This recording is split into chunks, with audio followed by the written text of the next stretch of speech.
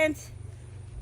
Pwede si mama ikaso uikot pa siya, oh. Bakit hindi mo, sa inyo pa itong lupa? Iyon na, hanggang doon sa dulo ng yun, fence na yun. Dapat nilagyan mo dyan ng gate. Ay, yan ang tibuntoy. Ah, okay. Uy, magbunot ka rito. Pinatigas. Ay, sisirain mo yan doon sa kabila, ano ka? Kasi yung aso baka lumabas.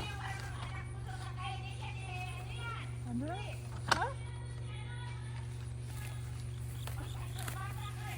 Oh my God, iniwa si Yan, mangingi din si Bunso. Diyan mo na lang bigyan sa nakuha mo. Binilinan mo si Josie.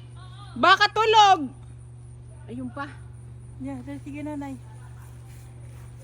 Sayang talaga ng okra. Sarap niyan sa sinigang.